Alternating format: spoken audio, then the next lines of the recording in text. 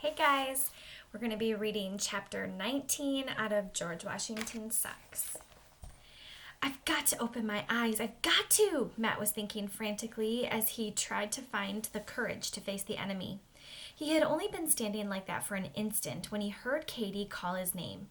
Opening his eyes, he saw one of the soldiers about to charge Hooter with his sword. "Hoot, look out!" Matt yelled as he reached for a big stick that was on the ground. He threw it at the soldier, but missed, hitting Hooter as he lay moaning on the ground. The soldiers waved their swords and shouted until Matt and the boys put their hands over their head. "We give up!" Matt cried. "We give up!" The Hessians seemed to understand and accepted their surrender.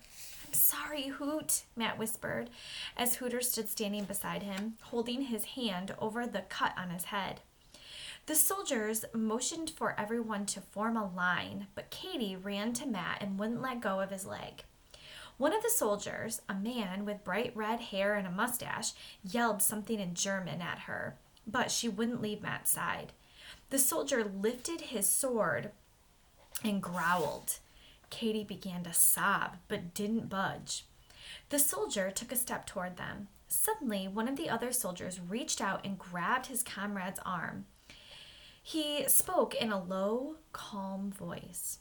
The red-headed soldier lowered his sword and backed away. Katie's sobs had quieted down to a whimper. The other Hessians came over to them and patted Katie on the head. Then he turned to Matt and asked, "Das who?" Das Katie. Her name is Katie," Matt said. "Katie, ja, das Katie." The soldier looked down at Katie and grinned. Then he walked over to Hooter, who stood holding his head. There was a short gash on Hooter's forehead, and he was bleeding down the side of his face. The soldier pulled a rag from his pocket and offered it to him. "Das who?" he asked. He looked at Hooter. Hooter replied, as he put the rag onto his forehead. The soldier laughed. "Hoot, hoot," he repeated. When Hooter lifted the rag, his cut was still bleeding. He turned to the soldier. "If you don't mind," he said, "that is, if it would be okay with you, could I just put a little Band-Aid on it?" "Where are you going to get a Band-Aid?" Q whispered. "Right here," Hooter whispered back, slowly putting his hand in his pocket. The soldier shouted on seeing him reach into his pocket and poked him with his musket. Hooter quickly pulled out the Band-Aid and held it up in his trembling fingers. The soldiers gathered around him and as he opened the wrapper. "It's okay," Hooter reassured them. "It's just a Band-Aid." He pulled the end tabs of the Band-Aid off and placed it over his cut. The soldiers took turns running their fingers over the smooth plastic surface. They shook their heads, bewildered at the strange material that stuck by itself to Hooter's forehead. Everyone suddenly looked up at the sound of an approaching deer. It was a large buck that had come to the creek to drink. Once it had picked up their scent, however, it bolted over some low bushes and ran off into the forest. The soldier decided to try and follow the deer, since they hadn't eaten meat in many days. It was agreed that two of the soldiers would go after the deer, while the remaining soldier would take the children back to camp. Matt was glad they hadn't been left with the red-headed soldier, for he looked mean. This soldier seemed much kinder. He had them march in a single file, though he allowed Katie to walk at Matt's side. He even let them talk amongst themselves as they stopped to rest. They knew that he couldn't understand English, so they were able to talk freely in front of him. It was a slow march through the woods, and they stopped several times to rest as the day wore on. "At least we're all here together, finally," Matt sighed when they had come to another stop. "Yeah, great," Tony whispered, "and now we can all die together." "I want Mommy, Matty-O," Katie cried on hearing this. She clutched Matt's leg. "It's okay, Katie. No one is going to die," Matt whispered. He turned around to face Tony. No one in this club is going to die. Do you understand? I'm going to get all of us out of this. I promise. How are you going to get us back home? Back to the 20th century? Tony wanted to know.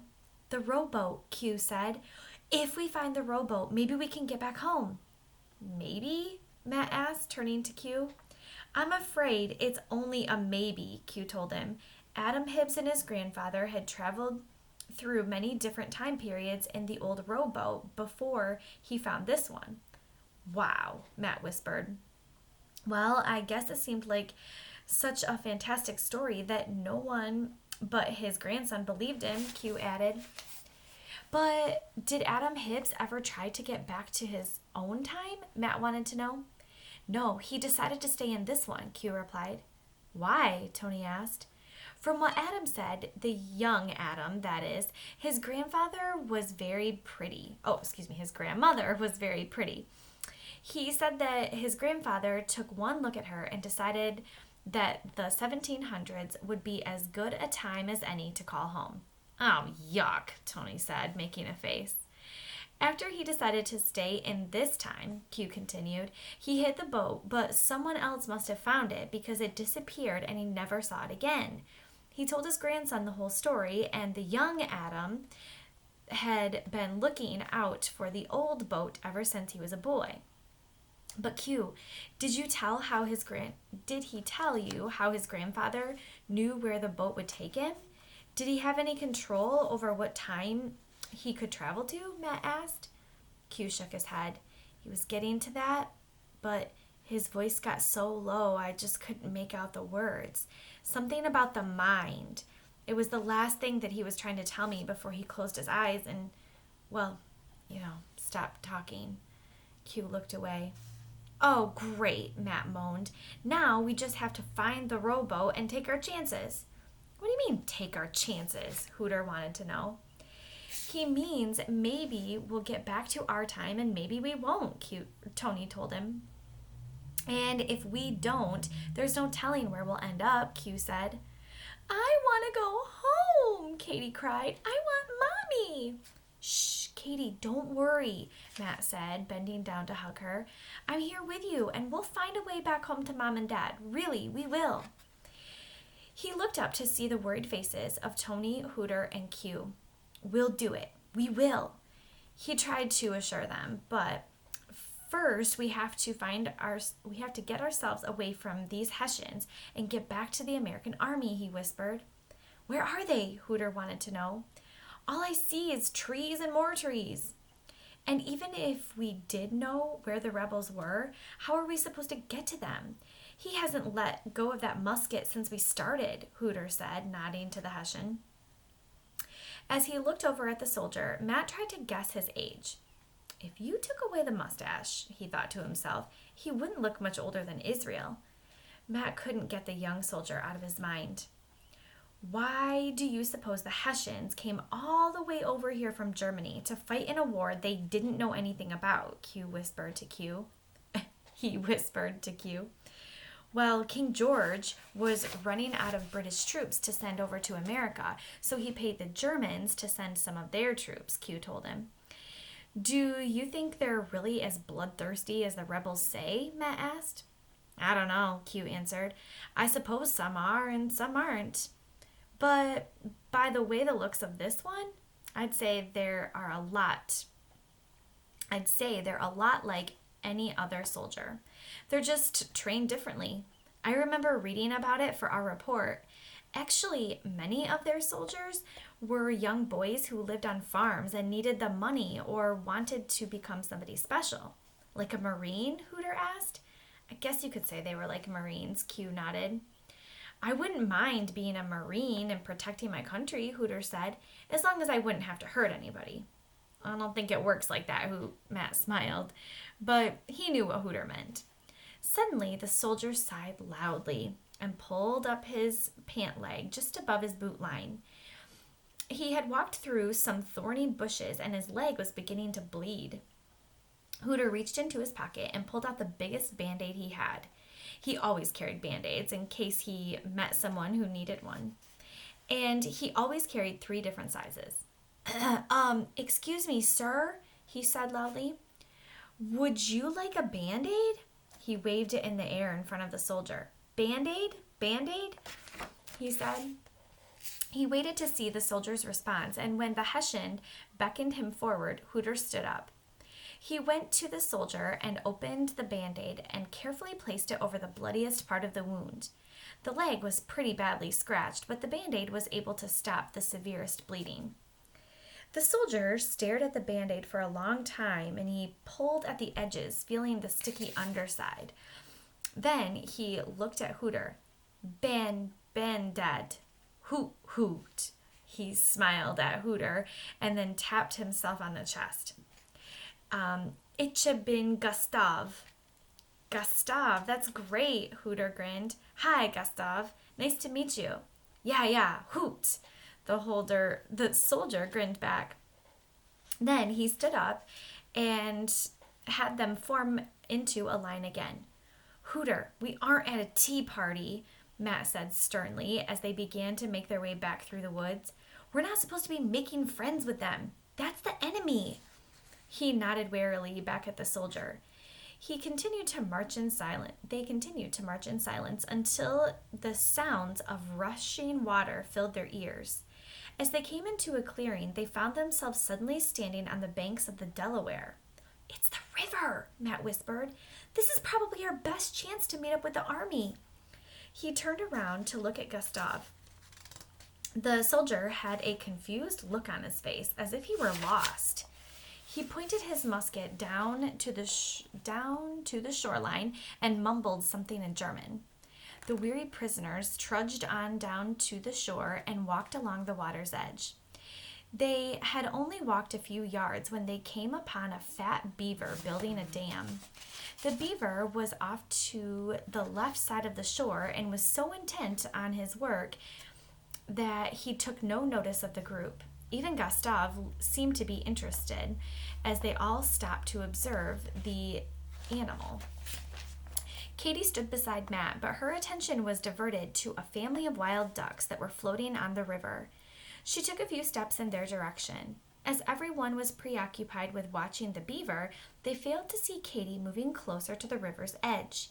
When she spotted a baby duck in the group, she stepped further out onto the ice, hoping to get a better look. Help! Katie cried suddenly as the thin ice cracked and her left leg disappeared into a hole. Before Matt could move, he saw that Gustav was up and running to the edge of the ice. Don't move, Matt called out to Katie, who was struggling to get her leg free. He and the rest of the boys had rushed over and were now gathering along the shore watching as Gustav bravely made his way onto the thin ice. Matt knew that if the ice cracked and Gustav fell through, he would surely die. But the Hessian soldier didn't hesitate for a moment. His eyes were riveted to each step he took, knowing full well that the next step could well be his last. Then he reached Katie. He pulled her leg free and quickly carried her off the ice that shuddered and cracked beneath his feet. It was the bravest thing that Matt had ever seen anyone do. Once they reached the solid ground, Gustav put down Katie and she ran crying to Matt. Katie, Matt scolded as he picked her up. You managed to get yourself into more trouble than this whole group put together. You could have drowned. Matt looked over guiltily at the Hessian soldier. He felt bad about his earlier remark, referring to Gustav as the enemy. He knew he should thank him for saving Katie's life, but he was too embarrassed to go up to him, though Hooter was not. Thanks, Gustav, Hooter cried, holding his hand out to the soldier. Gustav smiled and shook Hooter's hand. That was a really brave... But Hooter's voice was suddenly silenced by the sound of musket fire. He and the rest of the club looked on in horror as Gustav cried out in pain, for a musket ball had ripped through his back. He took a step, then fell forward, toppling to the ground, with his face in the snow. Cease your fire! The rest are just children, came a loud voice. Matt and the others stood staring wide-eyed, as a group of rebel soldiers came out of the woods. A skinny-looking corporal went up to Gustav and poked him hard with his musket. "I don't think this Hessian will be causing us much trouble now," he called back to his comrades with a grin.